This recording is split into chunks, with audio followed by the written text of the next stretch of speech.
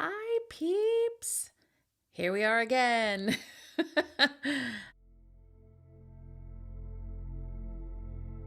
Another episode in my crazy brain that I was thinking of the other day.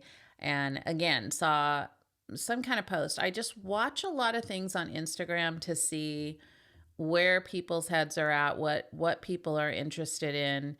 And here was something that really resonated with me is that just because we are strong doesn't mean we are healed. Whoo! Can I get a hallelujah on that? Here's the thing. I have so many people that are like, oh, you're so strong. I just don't know how, especially if they've read my book or they hear my story, they're like, I just don't know how you've survived through all this. You're so normal. You're so together. Like your family's so good. You're just so strong. And I used to take that as a compliment, like, yes, I'm so strong. Never let them see you sweat. I never used to cry in public. It would make me so mad if I cried in front of anyone, especially in a business setting. I would force the tears down when I would get super emotional. This is before I even knew, way before I even knew I was a highly sensitive person. Those tears were always at the tip of my throat. Like I'm so emotional about things and I feel things so deeply, but you would never know that by hanging out with me, in the beginning of a friendship or in a business setting. It's like, yep, let's go. I'm strong. I'm tough. Let's do this. And that was a learned behavior that I got from my mother of the never let them see you sweat kind of era. Like, don't cry in front of people. You toughen up. You never share personal things with anybody. My mom would be rolling in her grave right now. She's probably she's probably like, what are you doing? This is not what I taught you. But she was just this old school, show that everything's perfect on the outside and toughen up. She would constantly tell me, toughen up, toughen up. And I did. I toughened up so much. It almost broke me because I'm not that strong. I'm actually, and we know I'm not that healed. I'm actually a very sensitive person. I feel things deeply, but it's very innate in me that I will take a strong stance against something. You won't see me sweat. Like if somebody comes at me, I get very stoic and I shut down. I'm a number. I'm not a fight or flight. I'm just a number. I'm like, you don't exist. And I'm just going to become invisible and you are invisible to me. And that's that. And that can come across as being very strong, and I don't even know the word for it right now. I'm going blank, but it can be a little standoffish. But honestly, what's going on inside is turmoil. So we're going to talk about this a little bit today because just because you look strong, it doesn't mean that we're healed, and it doesn't mean that, we're stronger than you in all the senses. Now, I'm doing a trigger warning. I'm talking about hard things today. So if you're still in a sensitive place, you might want to skip this episode because I am going to touch upon some things that have happened to me they're hard. And things where I had to be strong and I should have been asking for help. So how many times have people told you how strong you are and how normal you seem?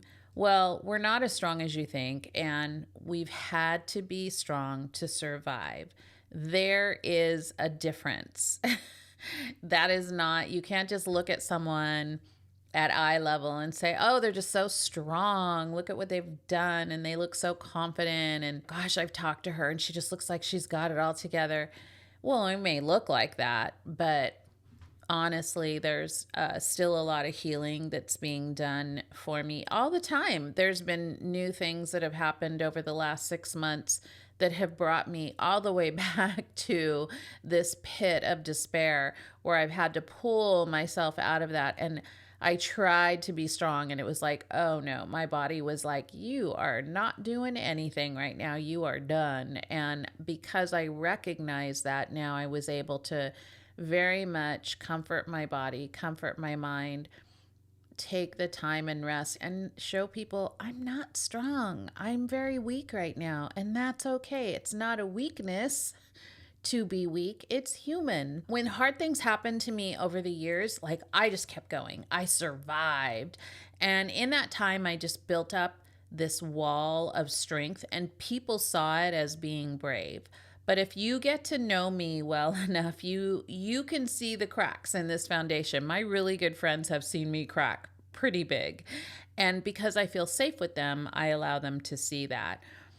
When you live in chaos as a child and as an adult, you keep going or you break. And so you're so afraid of losing it, like mentally losing it, you just keep going. So even in, a Christian walk, it's like, well, if I just do this, this, and this, God will save me and I'll be fine and let's go. Like I'm missing the whole point of what God is trying to walk me through, because the end result is just be strong, just be brave.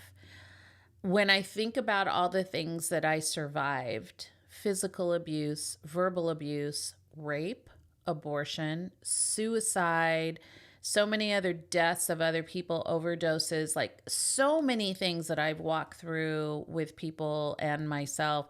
The list goes on and on. People in my family that this has happened to. Growing up, there was a lot of physical and verbal abuse. So much so, like on the daily, that I can still hear some of those voices and I have to constantly push them back as lies. I don't talk about this often because I always thought that this wasn't really rape because it wasn't violent. But somebody came in my room when I was living somewhere in my 20s.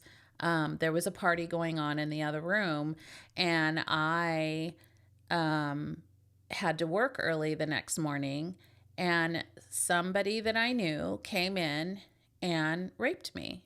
But because it wasn't a violent thing, it was just like, hey, what are you doing in here? Get out. And he's like, hey, just came in. And I didn't say, I said no, but I didn't like scream or anything like that. I went numb. I disassociated from my body and I let the act happen. And he walked out and I sat there and cried, like, what just happened? But I had no mom to go to. I had no reference of what I was supposed to do. So I toughened up and I got strong, and I just got up the next day and went to work. And actually went to this guy's work because he said, hey, come see me after. I really like you, blah, blah, blah. And being so messed up as a 20-something, 22-year-old girl, not knowing what healthy relationships were, what love was, what abuse is. Like I had no reference to any of that because I had watched my mom be abused so many times. I went to the work. Now here, I'm going to tell you this, because this is the thing where Christians, they want like the big reveal, right? We want to see God in action. I'm going to tell you right now, when I look back at my life, I'm like, God was there. God was there. Here's where God was. I showed up at that work, and about 3 of the other guys that I knew were like, what are you doing here? And I go, I don't know. So-and-so told me to come by. No one knew what had happened. They looked at me and they said, Phylis, he's not a nice guy. They're all, get out of here. You don't want to get tangled up with him. They said that to me. Now, tell me there's not a God. Because why did they have to say that to me? They didn't. They were like my protectors. There was something in them that made them open their voices and say, please leave. He's not a nice guy. Now, how did they know that? Obviously, this guy has done this before. And here's the thing. He's a really good looking guy too. He was very popular. It was a whole thing. And I got swooped up in like, well, everyone likes him. He's popular. He was semi kind of famous in town kind of thing. Like everyone knew who he was. So this wasn't some grubby whatever kind of dude that was bad. This was someone, and this is the thing I taught my girls, is like, it could be the captain of the football team. It can be a pastor in a church. It can be, a famous whatever, singer, football player, whatever you want to call it. It can be somebody that everyone likes, but everyone knows there's something else going on. Nobody's going to say it because everyone wants to ride on his coattails. These guys spoke up and said, just get out of here. You don't need to be there. And it was like this light bulb went off in me. And I was like, I don't need to be strong in this situation. I don't need to try to buck up and like that didn't happen. Let me just go on and be abused by this person. And I almost ran out of there. Like I walked out of there so fast. I got in my car and I never saw this person again. How crazy is that? Now, I don't tell that story often. I tell it now because it's been long enough where I don't need to, and no one needs to know who it was or what, but that happened. But for the longest time, I never equated that to a rape because it was someone I knew. It wasn't violent. It just was an act that happened. It wasn't till years later and people go, Phylis, that was rape. You said no. You didn't even invite him in there. He came into your space and he took something from you that you were not willing to give up, not willingly, like you didn't want to. And that was taken from you. So again, then what do? I don't talk to anyone about it. For years, 20, 30 years, I don't tell anyone about that. And then I just toughened up and went on. So many other stories like that where we just like make it normal. Let's just make it normal. It's like, that didn't happen. I'm just going to toughen up. I'm going to survive. I'm not thriving. I'm surviving. I have to fight this feeling because if I don't, I'm going to fall apart. And there's no one there to pick me up. That's the biggest thing too, is there's no one there. No one's there to talk to me. I don't have a mom that's going to be like, what's wrong, honey? I just can tell something's wrong. I know when something's wrong with my girls. I can ask them. I didn't have that to go to. So I was like, well, moving on. Here we go. Hey peeps, I'm so happy to share a healthy way that I have found to get my bread options. I saw this wild grain ad everywhere and I had to try it. It's been such a great company to get delicious croissants, chocolate ones too, sourdough breads, and brioche buns. They also carry fresh pasta and cookie dough for those of you who still eat sweets.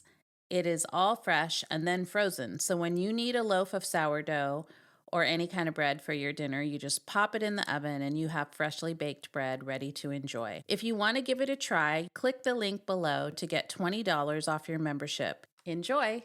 When I hear sometimes of my friends and their childhood memories, I'm envious because I don't remember like fun times like that. And I know there were some because I see pictures when I was really little and my mom had some birthday parties and things like that. I don't really remember them because I witnessed so many horrific things in our family after that time and like continuing on until I was in my 20s. I was still patching my mom up from beatings that I don't really remember happy times.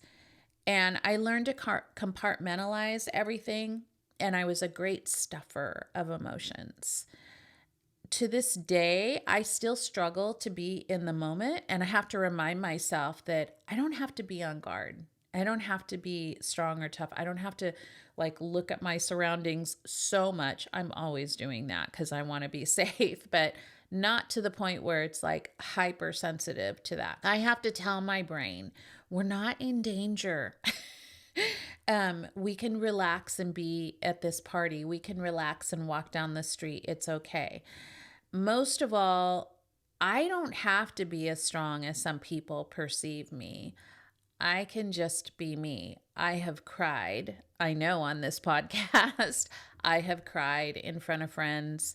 I've certainly cried going through our trauma certification years where we were in groups and, talking about different things. And it's like, oh, just the release of that felt so good.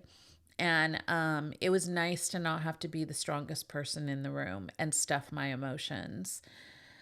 We need to define what is present and real. We have to take our time to assess situations. My daughter Dominique loves going on road trips with me and hates going on road trips with me. So we love it because we get in the car and we get all our little snackies and we have, 6 hours when we go down from Northern California to Southern California to our other house, or we're going down to see her sister, my other daughter. And so we talk and talk and talk and talk. But here's the thing she hates. I have a bad habit of gasping or light screaming when a car is too close to us, when a car is swerving in front of us. If I start to see an accident, which we've seen many on Highway 5, if someone just stops too quickly in front of us, I have no chill. And I am not strong in those cases, and I lose it completely. And I have been warned that I can make no more sudden moves or gasps or anything when I'm driving with her, or she won't go with me anymore. And it's funny, but it's not funny in the moment. I literally scare my daughter because I'm scaring myself, because I'm in this survival mode. And I was watching one of my Instagram buddies on mental health, and they said it's because my brain is always in imminent danger mode. And that made sense to me. And so when I get in a car, I have to constantly tell myself, like, first of all, I pray over my car. I pray over the car. I'm like, I pray over us. I'm all body, mind, and soul. Put a shield of protection around this car. That's my prayer. I'm like, Lord, like, keep the cars around me safe, keep our car safe, and keep our body, minds, and souls safe. Amen. And that's the prayer I do. We do it. We pray some other things too. My husband and I will get in the car. We're like praying a shield of protection around that car. So I have to trust that and know, like, we're going to be okay, and calm my brain down to not go into this strong survival mode and know that my brain's not in danger, because you being strong is really telling yourself you have to be on watch and on guard for everything and everybody. And that's impossible. We can't do that. We don't have that much power. And so I'm always telling my brain that it's okay, constantly.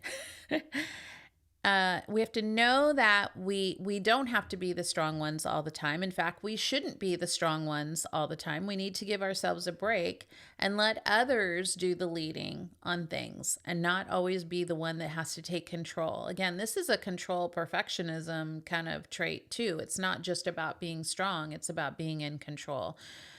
And the third thing is just give yourself credit. You have been incredible in your survival mode. I know all of you probably have stories like similar to the one I just told, probably other stories that are things that you had to be so strong with. And I applaud you for that. And also I'm releasing you from that to say, we're in the present now, and you don't need to keep swirling around that hard story. It's like we made it through. We did good. So give yourself credit and a pat on the back, like, good for you. You're here, you're learning, and you can let go of that stronghold. You don't owe anyone an explanation for your strengths of survival. Like, you don't need to tell everyone your story.